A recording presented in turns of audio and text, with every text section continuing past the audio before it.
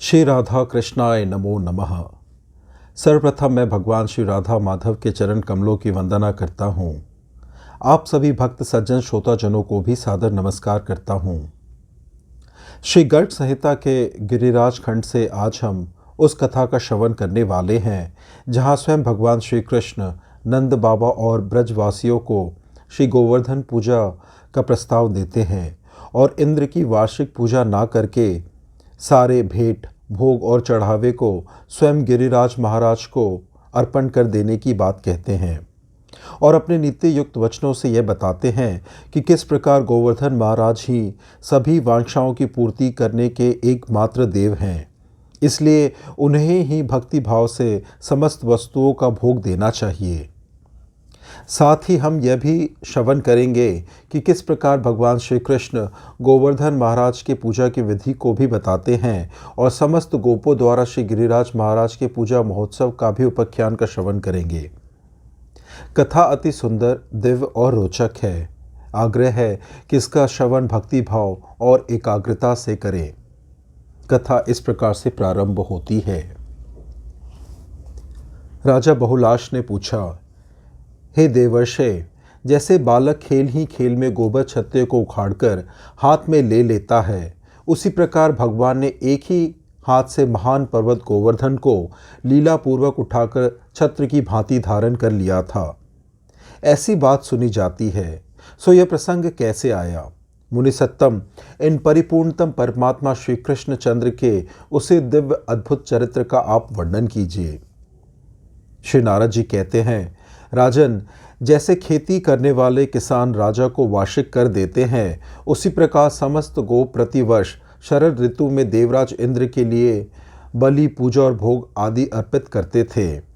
एक समय श्रीहरि ने महेंद्र याग के लिए सामग्री का संचय होता देख गोप सभा में नंद जी से प्रश्न किया।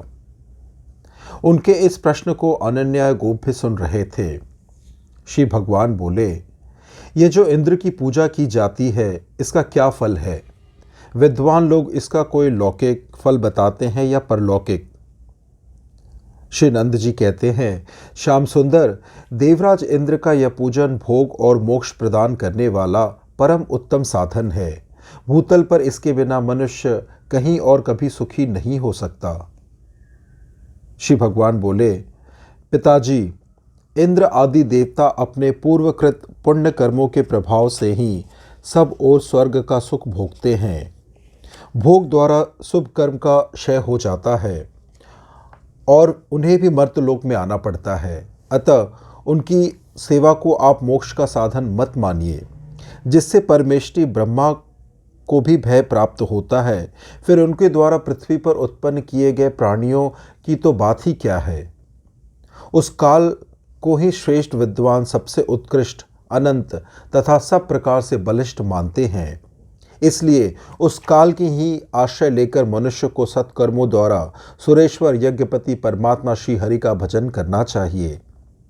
अपने संपूर्ण सत्कर्मों के फल का मन से परित्याग करके जो श्री हरि का भजन करता है, वही परम मोक्ष को प्राप्त होता है। दूसरे किसी प्रकार से उसकी मोक्ष की प्राप्ति नहीं होती। गौ, ब्राह्मण, साधु, अग्नि, देवता, वेद तथा धर्म, ये भगवान यज्ञेश्वर की विभूतियां हैं। इनको ही आधार बनाकर जो श्री हरि का भजन करते हैं, वे सदा इस लोक और परलोक में सुख पाते हैं। भगवान के वक्षस्थल से प्रकट हुआ वह गिरीन्द्रों का सम्राट गोवर्धन नामक पर्वत महर्षि पुलत्स के प्रभाव से इस ब्रजमंडल में आया है। उसके दर्शन से मनुष्य का इस जगत में पुनर्जन्म नहीं होता। गौवों, ब्राह्मणों तथा देवताओं का पूजन करके आज ही उत्तम भेंट सामग्री महान गिरिराज को अर्पित की जाए। यह यज्ञ नहीं, यज्ञों का राजा है। यही मुझे प्रिय है। यदि आप यह काम नहीं करना चाहते तो जाइए, जैसी इच्छा हो वैसा कीजिए। श्री नारद जी कहते हैं, राजन, उन गोपों में सानंद नाम के एक बड़े बूढ़े गोप थे जो बड़े नीति वेत्ता थे। उन्होंने अत्यंत प्रसन्न होकर नंद जी से कहा। श्री शानंद बोले, नंद तात, तुम तो साक्षात ज्ञान की निधि हो। गिरिराज की पूजा किस विधि से करनी होगी, यह ठीक ठीक बताओ। श्री भगवान ने कहा, जहाँ गिरिराज की पूजा करनी हो वहाँ उनके नीचे की धरती को गोबर से लीप पोत कर वही सब सामग्री रखनी चाहिए। इंद्रियों को वश में रखकर बड़े भक्ति भाव से सहस्त्राशीर्ष मंत्र पढ़ते हुए ब्राह्मणों के साथ रहकर गंगा जल या यमुना जल से गिरिराज को स्नान कराना चाहिए। फिर श्वेत गोदुग्ध की धारा से तथा पंचामृत से स्नान कराकर पुनः यमुना जल से नहलाए। उसके बाद गंध, पुष्प, वस्त्र, आसन, भांति भांति के नैवेद्य, माला, आभूषण समूह तथा उत्तम दीपमाला समर्पित करके गिरिराज की परिक्रमा करें। इसके बाद साष्टांग प्रणाम करके दोनों हाथ जोड़कर इस प्रकार कहे, जो श्री वृंदावन के अंक में अवस्थित तथा गोलोक के मुकुट है, पूर्ण ब्रह्म परमात्मा के छत्र रूप उन गिरिराज गोवर्धन को हमारा बारंबार नमस्कार है। तदंतर पुष्पांजलि अर्पित करें। उसके बाद घंटा, झांझ और मृदंग आदि मधुर ध्वनि करने वाले बाजे बजाते हुए गिरिराज की आरती करें। तदंतर वेदाहमेत पुरुषम महांतम इत्यादि मंत्र पढ़ते हुए उनके ऊपर लावा की वर्षा करें और श्रद्धापूर्वक गिरिराज के समीप अन्नकूट स्थापित करें। फिर 64 कटोरों को 5 पंक्तियों में रखे और उनमें तुलसी दल मिश्रित गंगा यमुना का जल भर दें। फिर एकाग्रचित्त हो गिरिराज की सेवा में 56 भोग अर्पित करें। तत्पश्चात अग्नि में होम करके ब्राह्मणों की पूजा करें तथा गौवों और देवताओं पर भी गंध पुष्प चढ़ाएं। अंत में श्रेष्ठ ब्राह्मणों को सुगंधित मिष्टान भोजन कराकर अन्य लोगों को यहाँ तक कि चांडाल को भी भोजन कराएं। इसके बाद गोपियों और गोपों के समुदाय गौवों के सामने नृत्य करें, मंगल गीत गाएं और जय जयकार करते हुए गोवर्धन पूजन उत्सव संपन्न करें। जहाँ गोवर्धन नहीं है वहाँ गोवर्धन पूजा की क्या विधि है, यह सुनो। गोबर से गोवर्धन का बहुत ऊंचा आकार बनाएं, फिर उन्हें पुष्प समूहों, लता जालों और सीकों से सुशोभित करके उसे ही गोवर्धन गिरी मानकर सदा भूतल पर मनुष्यों को उसकी पूजा करनी चाहिए। यदि कोई गोवर्धन की शिला ले जाकर पूजन करना चाहे तो जितना बड़ा प्रस्तर ले जाए उतना ही सुवर्ण उस पर्वत पर छोड़ दे। जो बिना सुवर्ण दिए वहाँ की शिला ले जाएगा वह महारौरव नरक में पड़ा रहेगा। शालिग्राम भगवान की सदा सेवा करनी चाहिए। शालिग्राम के पूजा करने से पातक उसे कभी स्पर्श नहीं करते, जैसे पद्म पत्र पर जल का लेप नहीं होता। जो श्रेष्ठ गिरिराज शिला की सेवा करते हैं वह 7 दीपों से युक्त भूमंडल के तीर्थों में स्नान करने का फल पाते हैं। जो प्रतिवर्ष गिरिराज की महापूजा करते हैं वह इस लोक में संपूर्ण सुख भोग कर परलोक में मोक्ष प्राप्त कर लेते हैं। आगे नारद जी कहते हैं, साक्षात श्री नंद नंदन की यह बात सुनकर श्री नंद और सनंद आदि ब्रजेश्वरगण बड़े विस्मित हुए। फिर उन्होंने पहले का निश्चय त्याग कर श्री गिरिराज पूजन का आयोजन किया। मिथिलेश्वर नंदराज अपने दोनों पुत्र बलराम और श्री कृष्ण तथा भेंट पूजा की सामग्री को लेकर यशोदा जी के साथ गिरिराज पूजन के लिए उत्कंठित हो प्रसन्नता पूर्वक गए। उनके साथ गर्ग जी भी थे। वे अपनी धनपत्नी के साथ अति ऊंचे चित्र विचित्र वर्णों से रंगे हुए तथा सोने की सांकल धारण करने वाले हाथी पर आरूढ़ हो गौवों के साथ गोवर्धन पर्वत के समीप आए। मानो इंद्राणी के साथ इंद्र ऐरावत पर आरूढ़ हो शरद ऋतु के श्वेत बादलों के साथ उपस्थित हुए हों। नंद, उपनंद और वृषभानुगण अपने पुत्रों और पोतों और पत्नियों के साथ यज्ञ का सारा संभार लिए गिरिराज के पास आ पहुँचे। सहस्त्रों बाल रवि की दीप्ति से प्रकाशित शिबिका में आरूढ़ हो दिव्य वस्त्रों तथा रत्न में आभूषणों से विभूषित श्री राधा सखी समुदाय के साथ वहां आकर उसी प्रकार सुशोभित हुई जैसे सची चकोरी और भ्रमरियों के साथ शोभा पाती हो। राजन, श्री राधा के दोनों बगल में आए हुए विविध अलंकारों से अलंकृत तथा करोड़ों सखियों से आवृत 2 सर्वश्रेष्ठ चंद्रमुखी सखियां ललिता और विशाखा चारु चवर डुलाते हुए शोभा पाती थी। नरेश्वर, इसी प्रकार रमा, विरजा, माधवी, माया यमुना और गंगा आदि 32 सखियाँ, 8 सखियाँ, 16 सखियाँ और उनके सब यूथ में सम्मिलित असंख्य सखियाँ वहाँ आई।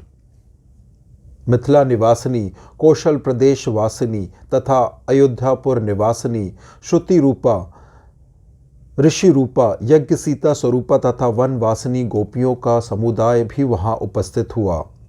रमा आदि वैकुंठ वासिनी देवियाँ, वैकुंठ से भी ऊपर के लोकों में रहने वाले दिवंगनाएं, परम उज्ज्वल श्वेतद्वीप की निवासिनी बालाएं और ध्रुवादि लोकों तथा लोकाचल में रहने वाली देवी रूपा गोपंगनाएं का दल भी वहां आ गया। जो समुद्र से उत्पन्न लक्ष्मी की सखियां थी, दिव्य गुण त्रयमयी अंगनाएं थी, आदिव्य विमानचारियों की वनिताएं थी, जो औषधि स्वरूपा थी, जो जालंधर के अंतपुरी की स्त्रियां थी, जो समुद्र कन्याएं थी तथा जो ब्रह्मशत नगरी की तथा सुतल आगी लोकों में निवास करने वाली थी, उन समस्त दिवंगनाओं का समुदाय गिरिराज गोवर्धन के पास आकर विराजमान हुआ।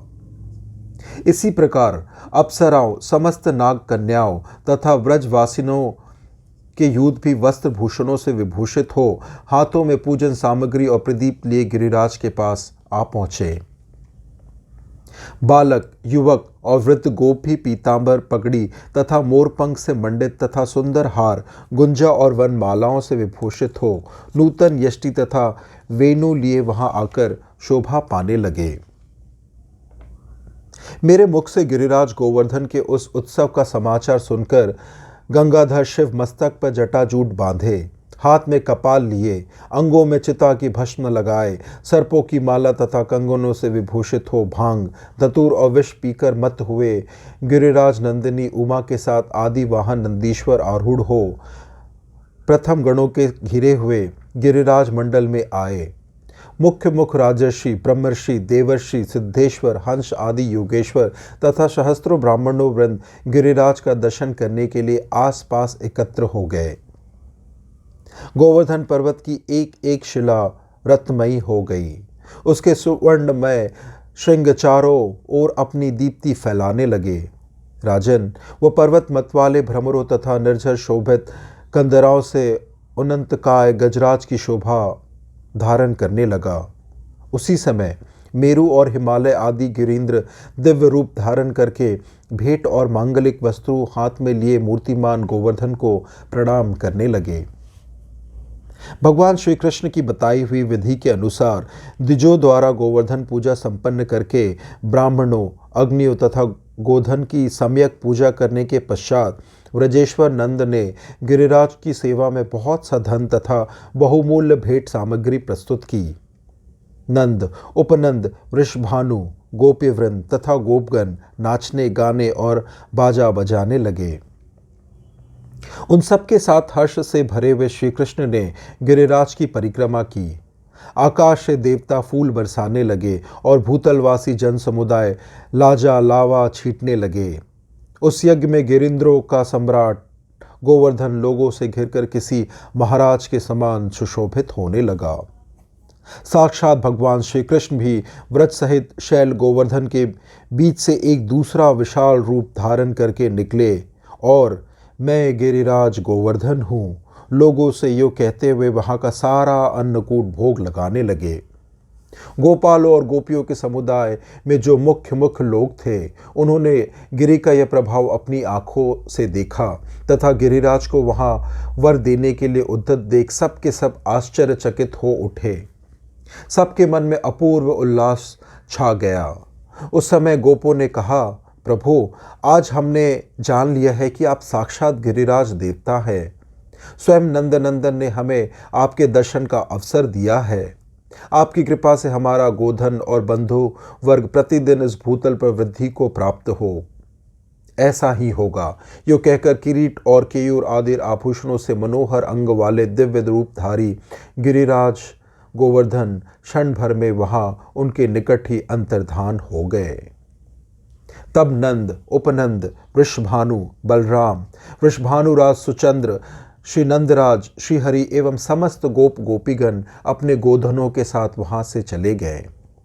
ब्राह्मण, योगेश्वर समुदाय, सिद्ध संत, शिव आदि देवता तथा अन्य सब लोग गिरिराज को प्रणाम और उनका पूजन करके प्रसन्नता पूर्वक अनिच्छा से अपने अपने घर को गए।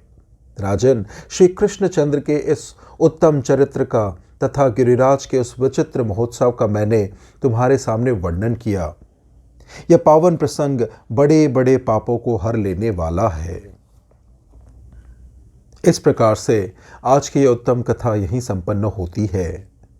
श्री गिरिराज खंड के अगली कथा का श्रवण अवश्य करें, जहां हम भगवान श्री कृष्ण के गोवर्धन पर्वत को धारण कर समस्त ब्रजवासियों की रक्षा की लीला कथा का श्रवण करेंगे। आज की कथा श्रवण करने के लिए और अपना बहुमूल्य समय देने के लिए आपको धन्यवाद। श्री राधा कृष्णाय नमो नमः।